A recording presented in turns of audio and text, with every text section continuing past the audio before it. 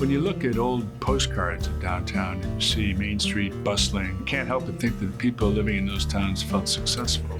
But fast forward to the current time when those same main streets are kind of sparse, and you can't help but think they're failing. The job of trying to put new life into those fabulous old buildings is really, I think, at the root of what we try to do with Upstairs Downtown.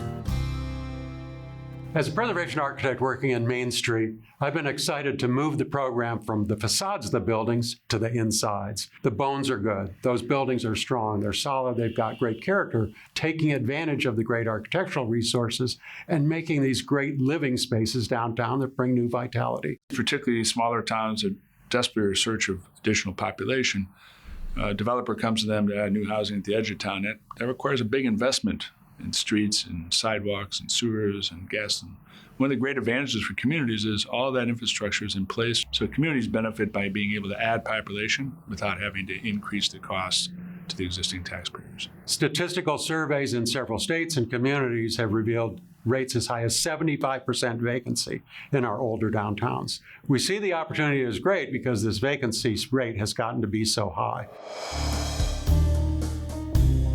La Junta is a small rural town in the Arkansas Valley in Colorado. We have approximately 7,500 people in town. It's a ranching agricultural community, but we also have a very strong industrial park that is full. The reason why we need this in the first place is that we don't have enough housing. Our houses sell within 1 week.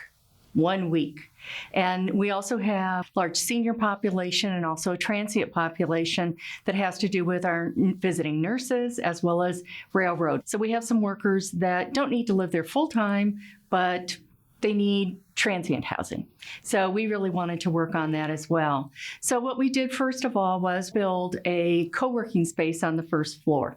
The second floor is going to be utilized as co-working living space. That's part of what we're looking for, is that change so that people have some options in where that they might want to live. The gig nature of the new economy, people are looking for those spaces that serves both to reside in and to work out of. And upper floors in downtowns are perfect for the combination of work and residence.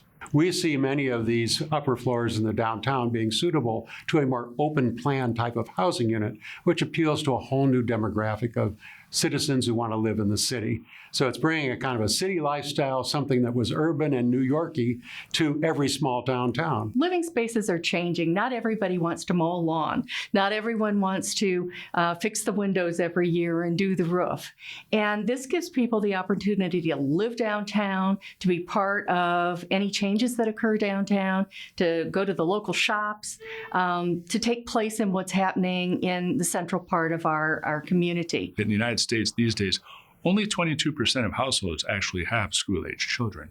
So there's a large percent of the population that's looking for something besides safety and access to good schools. Things like the cultural amenities, the restaurants, the bars, places where people can have fun. We're bringing people to literally live and work and experience their community all in one place.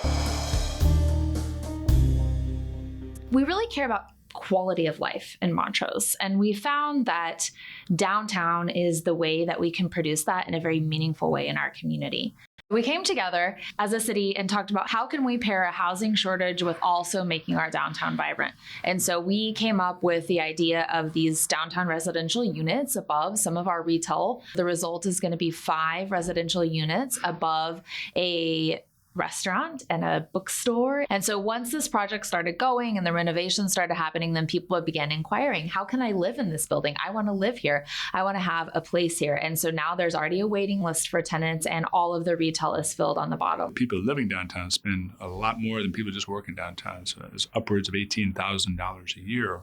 It's a huge thing that helps support the retailers on the ground floor, which is increasingly a complicated and difficult business in itself. One of the exciting things about working with these spaces as an architect and designer is finding out what's already there.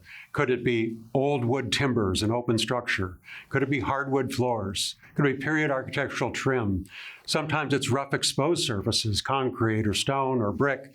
No matter what it is, all of these can play together as contrast to the designer's talents when they make these new units. But finding and discovering the old features that give it its special character is part of why this housing becomes so special in the downtown. beautiful woodwork on that upstairs.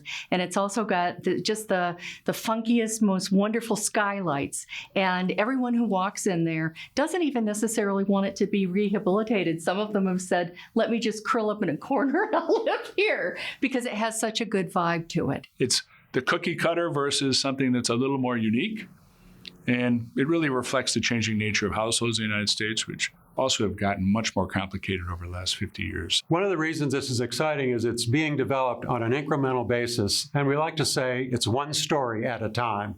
You take that one building up there and you put it back into use, and then you tell the story of what happened. Once you find those keys and you can get people thinking and succeeding in building quality upper floor space, you're going to turn on a talent pipeline. You're going to turn on a way to grow your tax base. You're going to turn on a method to restore vitality to your main streets that otherwise you may not be able to find. We're very happy about this first project, and we can't wait for the projects that are to come. We hope that there will be dozens of them. It's really been a great thing to kind of get that flywheel going for people to see that there is a way that we can take care of these downtown buildings and make them something that we're proud of as a community.